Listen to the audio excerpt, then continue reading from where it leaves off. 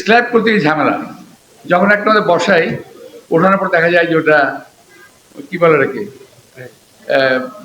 ওই যে ফুসকার মতো পড়ে যায়, না ময়েশ্চার না, মানে জায়গায় জায়গায় উঠে যায় আর কি। আর কি করা যাবে, তখন বাধ্য হয়ে আমরা প্রথমে দিয়েছিলাম টিন, তারপর টিন না দিয়ে পরে দিলাম আমরা পারফেক্ট বোর্ড। একটা বোর্ডে একটা পাথরের জন্য একটা বোর্ড, এর ফলে উপরে লেভেলটা ঠিক থাকবে। যেদিন কমপ্লিট হয়ে গেল, ও এটা যখন আমি করি তখন এমনভাবে রেস্ট্রিক্টেড করেছিলাম, এমএস থেকে ইঞ্জিনিয়ার গেছিল দেখার জন্য, ওদেরকে আমি অ্যালাউ করিনি যে আমার ইঞ্জিনিয়ার কি করতেছে তোমাকে দেখতে পারবো না। এটা এটা করছে পিডব্লিউডি ইঞ্জিনিয়াররা। এটা কিন্তু আমি খুব গর্বের সঙ্গে বলবো যে এই জিনিসটা করছে আমাদের ইঞ্জিনিয়ার। আমি এমইএস এর কাউকে আমি ঢুকতে দিইনি ওখানে, কাউকে অ্যালাউ করিনি, একবারই না। কি হচ্ছে এখানে ওরা যারা জানার ইচ্ছে ছিল ওদের দিদি। যাই হোক, কমপ্লিট করার পরে আমাদের স্বাস্থ্যমন্ত্রী সাহেব অর্থাৎ মোশাররফ সাহেব উনি যখন গেলেন ম্যাডামের সঙ্গে, তখন তো খুব চকচক একবারে, এখন তো বিনা যত্নে অযত্নে এটা অন্যরকম হয়ে গেছে, ঝকঝকে তকচকে বলে আমাকে বললো যে আবার সাহেব এই পাথরগুলো কোথেকে আনছেন আপনি? উনি ভাবছেন এটা পাথর। আমি ওটা সারটা বলা যাবে না, আমি বলি নাই ওনাকে। ওনাকে আমি প্রায় 1 মাস পর আমি ওনাকে বললাম যে এটা স্যার পাথর না, এটা বানানো, কিন্তু স্ল্যাব বানানো, স্ল্যাব বানিয়ে ওটা বসানো হয়েছিল। তো যাই হোক, আমি আমি আমার কিছু কাজের কথা বললাম।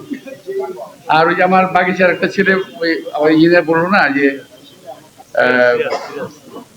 লেকটা, এই লেকটাও একটা মজার ব্যাপার ছিল, যে লেকটাও করলাম যখন, তখন ডিজাইন ছিল কোনো চমৎকার, মাঝ দিয়ে একটা ব্রিজ ছিল যে আমরা ব্রিজ দিয়ে ক্রস করতে পারবো, সেই ব্রিজটা করা হলো না। রাস্তা চারদিক থেকে হবে, ওয়াকওয়ে হবে, এবং ড্রেনেজের সুবিধা, ড্রেনেজটা আলাদা থাকবে, লেকটা আলাদা থাকবে, এমনভাবে করা হয়েছিল। কিন্তু আমার ভাগ্যে নির্মম পরিহাস, আমি সুযোগটা পাই নাই। ওখানে একটা শিশু পার্ক করেছিলাম, এখন পুলিশ থানা করেছে ওটাকে, র্যাব। ওখানে একটা কবরস্থান করেছিলাম, ওখানে কোয়ার্টার করেছে র্যাব না পুলিশ, কারা জানি করছে।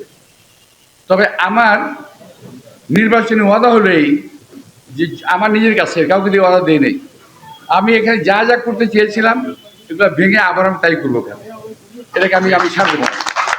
যেখানে কবরস্থান ছিল কবরস্থান হবে, যেখানে শিশু পার্ক ছিল সেখানে শিশু পার্ক হবে, ক্ষতি যত হোক ওটা আমরা পুষিয়ে দেবো ইনশাল্লাহ। যাই হোক ভাইরা, আমি গল্প বললাম, এটা কিন্তু আপনাদের গল্প বললাম, আপনাদের আর কিছু না। এখন আমি বাস্তব কথায় আসি, যেটা বলছিলাম যে 2,500 প্রকৌশলী যদি কাজ করে, আমি তো এখানে কোনো রকম ভয় পাওয়ার কোনো কারণ দেখি না। আমাদের সময় আছে কদিন, এখন থেকে হার্ডলি 20 দিন কাজ করার টাইম, আর বাকি যে 3 দিন সময় থাকবে ওটা হলো হোমওয়ার্ক। তখন আমার পাবলিক ওয়ার্ক করা যাবে না, আমার তো নিজের হোমওয়ার্ক করতে হবে এখানে বসে বসে। তো এখন যদি আপনারা বাসায় বাসায় যান এবং প্রকৌশলীদের সুবিধাটা নেন, যে আমি অমুক ইঞ্জিনিয়ার আসছি, কিংবা 2 জন আসছি, 3 জন আসছি, দেখবেন যে আপনাদের রুমে ঢুকিয়ে হয়তো এক কাপ চাও খাওয়াতে পারে, ভদ্রলোক যদি হয়। আর তা যদি না হয় বাইরে থেকে বিদায় করে দেবে, কিন্তু খারাপ আচরণ করবে না। কিন্তু আমাদের এই অল্প বয়সে ছেলেরা গেলে সমস্যা হয়ে যায়। আমরা এখন আমার সামনে কয়েকটা আমি চিন্তা করেছি, যেমন ধরেন ড্যাব, কৃষিবিদ এবং আমাদের মহিলারা, এই 4টা গ্রুপকে আপাতত আমি একটু যদি আপনার কাজ করেন, আমি ওদেরকে নিয়ে কাজ করতে চাই। আমি মোটামুটি ব্যবস্থা করেছি, যদি একটা সুশৃঙ্খল করতে পারি। আমার 4টা লিফলেট আছে, এক এক জায়গায় গ্রুপ যাবে, 2টা করে লিফলেট, আপনারা যদি যান আজকে 2টা লিফলেট দিয়ে আসবেন, আর কালকে নিয়ে যাবে অন্য 2টা দিয়ে আসবেন। এভাবে বাই রোটেশন আমি কিছু কিছু কাজ আমি করতে চাই। এগুলো একটা। আরেকটা হলো, এবার নির্বাচনটা কিন্তু সহজ নির্বাচন না, এটা একটু মাথা রাখবেন দয়া করে।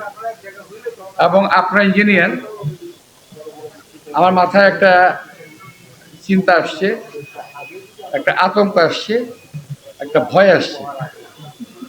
সেটা হলেই যে ওরা এবার একটা ইলেকশন ইঞ্জিনিয়ারিং করবে ভিতর থেকে, এই জন্য সরকার হেল্প করবে ওদেরকে, আমি এটা দৃঢ়ভাবে বিশ্বাস করি, কারণ এই সরকার যাদের দ্বারা নিয়োগকৃত, আমি বলছি নিয়োগ, কারণ সরকার প্রধান নিজে বলেছে ওরা আমার নিয়োগ কর্মকর্তা, এরা আমাকে নিয়োগ দিয়েছে। আপনার মনে আছে আপনাদের যে এরা আমাকে নিয়োগ দিয়েছে? তো এই নিয়োগকর্তারা যে যেখানে দাঁড়িয়েছে সে সেখানে পাশ করবে, এরকম একটা আওয়াজ পাওয়া যাচ্ছে যে পাস করে মিনস পাস করাতে হবে, এরকম একটা চিন্তা ভাবনা আছে। সেখানে আমরা কি করব? হাত ধরে বসে থাকবো? না, আমাদের এখানে এক করতে হবে।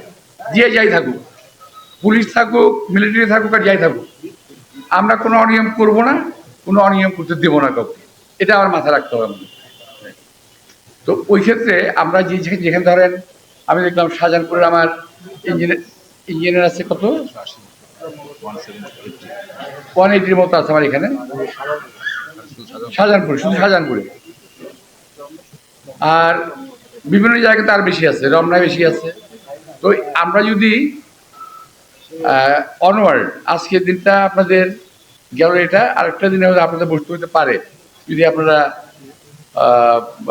মানে করেন আর কি, কিন্তু সময় লেগে যাবে অনেক। আমাদের কিন্তু একটা দিন আর নষ্ট করার স্কোপ নেই। এত কম সময়ে বাংলাদেশে কখনো নির্বাচন হয় নাই, এখন যেভাবে হচ্ছে।